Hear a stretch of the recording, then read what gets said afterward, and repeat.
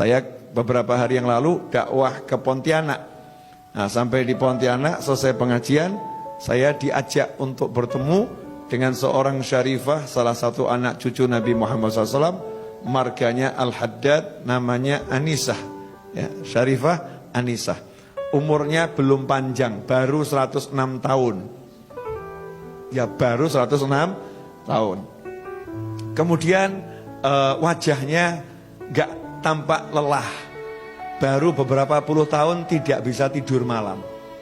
Jadi bahasanya tuh halus. Saya kalau malam tidak bisa tidur. Mirip sama ibu-ibu kalau lagi gak bisa tidur gitu ya.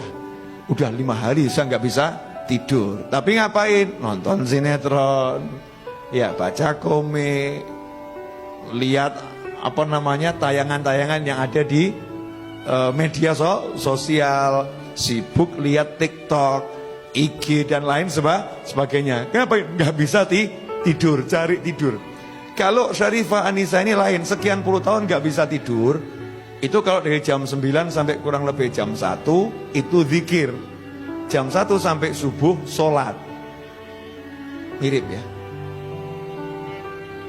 Setelah itu habis subuh matahari terbit, tidur. Ya, jam berapa bangunnya? Kalau kita balas dendam, jam 2, jam 1 baru bangun. Syarifah Anisah enggak, jam 9 sudah bangun. Ngapain? Sholat duha. Tidur lagi kapan? Yaitu nanti habis subuh. Nah, apa yang dilakukan oleh beliau? Beliau kumpulkan biji-bijian, ditaruh di satu tempat yang besar sebesar rebana ini. Itu biji-bijian dari kelengkeng, dari duku ya, dikumpulkan. Nah, kemudian diambil 2 wadah, yang satu isi biji-bijian, yang satu kosong. Jam 9 itu duduk nyantai, duduk atahiyat akhir di sejadahnya. Jadi di sajadahnya, saya buktikan saya duduk sama beliau 1,5 jam, posisi kakinya nggak berubah. Sementara kita yang muda-muda sudah ganti-ganti, ya.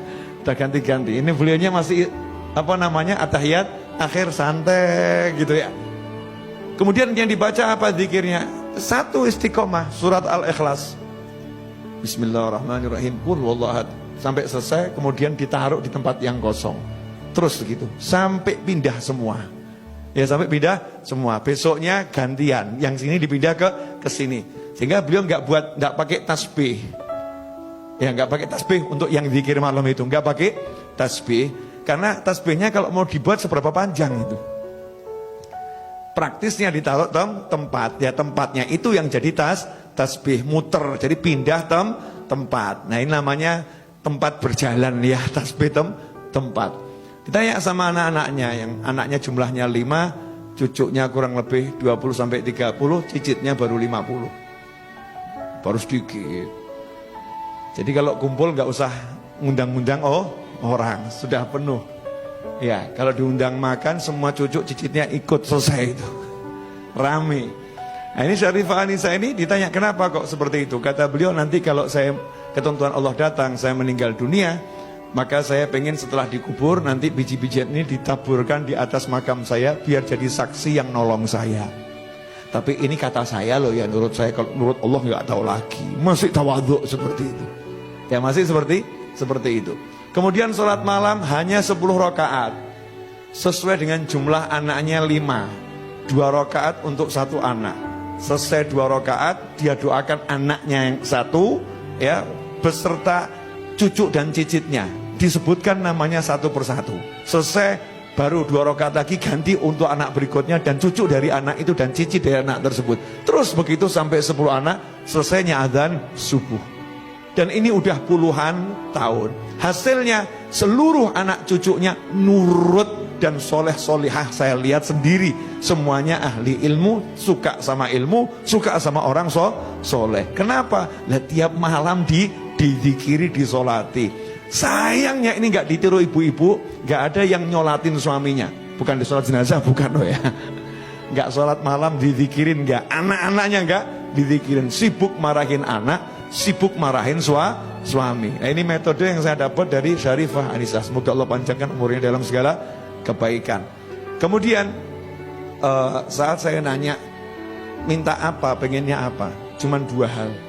Saya minta sama Allah 2 hal. Nanti kalau ketentuan Allah datang, Ya, saya minta husnul khotimah. Saya bilang, panjang umur apa jeda, Umi, panjang umur. Jawabannya, umur saya udah panjang. Sudah lama saya tinggal di dunia. Nah, terus minta apa lagi? Keren tuh jawabannya.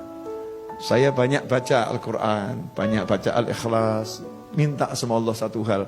Malaikat Israel itu kan nanti yang ngurusin pencabutan nyawa saya. Itu kan ditugaskan sama Allah. Ya dia ditugaskan sama Allah, tapi dia kan hamba Allah. Saya bilang sama Allah, ya Allah aku minta satu. Nanti kalau Israel datang menjemput aku, dia harus sopan sama aku. Gak boleh sembarang masuk, harus salam dulu sama aku. Masya Allah, keren ya, perempuan bener ya. Jangan sembarang masuk, salam dulu. Minta sama Allah, malaikatnya disuruh salam dulu, gak sembarang masuk. Ini nunjukkan kalau wanita yang solihah ya, punya sesuatu di sisi Allah subhanahu wa ta'ala. Karena memang punya persiapan. Jadi udah persiapkan, nanti dikubur ada Al-Ikhlasnya ya. Ngadepi Israel ada Al-Qurannya. Kalau ada orang meninggal dunia, beliau dikabari ada warga kampung meninggal dunia, 5 hari beliau duduk menghatamkan Al-Quran. 5 hari khatam. Niat semoga ini jadi temannya di kuburan nanti, mikirin orang lain. Nah, duduk sama manusia yang seperti ini, itu nanti akan buat kita istiqomah. Jadi nggak mikir dunia lagi, ngopo ruwet cari fulus, cari duit, ujung-ujungnya mati. Oh ngaji enak, jadi semangat pengen ngaji, jadi semangat pengen zikir. Tapi kalau kumpulnya sama ahli film, Masya Allah, tanya, film apa yang barusan kamu tonton? Ya, ada koleksi drama apa yang terbaru? Ya.